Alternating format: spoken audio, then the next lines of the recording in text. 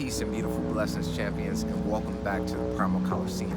Today's video is going to be all about the benefits and how to self-assess yourself through a proper bodyweight squat. Let's get to it. All right, champions, so here we go.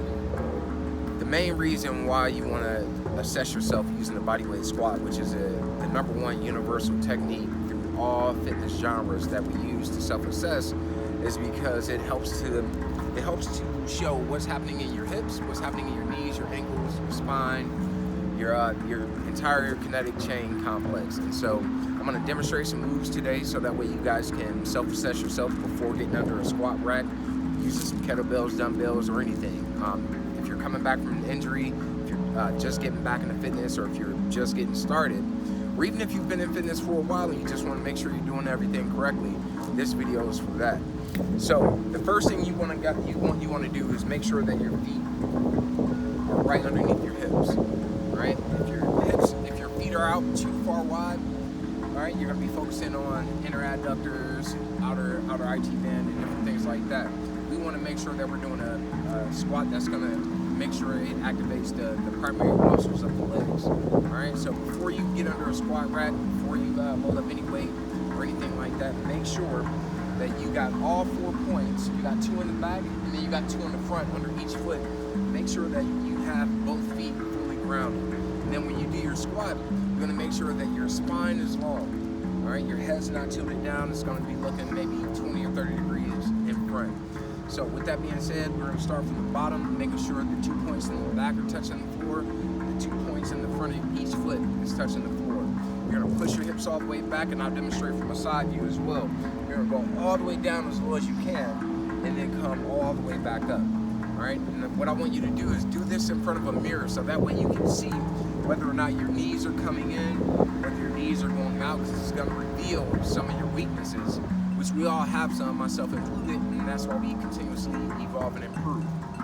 But if you're doing a squat, a bodyweight squat, your knees are coming in here.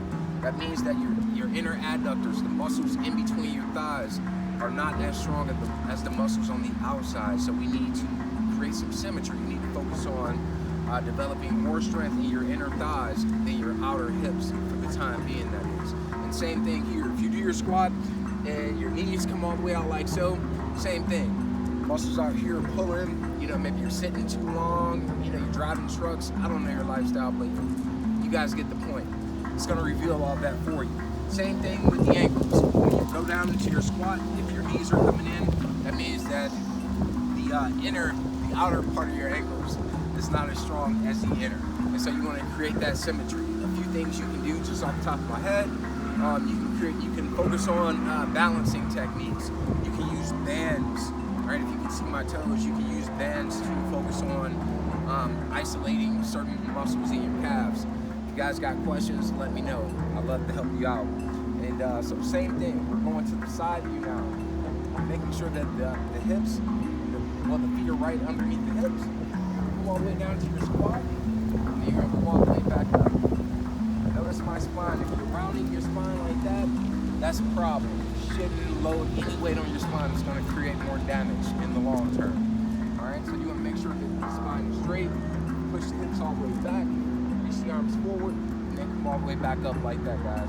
Same thing. Here, and all the way down. All right?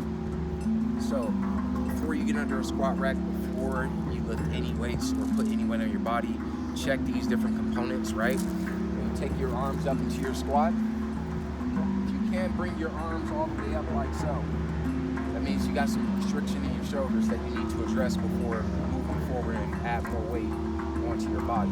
Same thing here. Doing your squat, you're looking at yourself in the mirror. You need to look at your shoulders, look at your spine, look at your hips, look at your ankles. Come all the way down like so. Make sure your heels don't come off the ground, because if they do come off the ground, that means your Achilles tendon, your calf muscles, and the deeper muscles in your calves are too tight for the time being. You need to stretch them out before you tighten them up by running or any kind of strength training exercises. All right. So make sure you guys implement this into your practice, as often as you need to.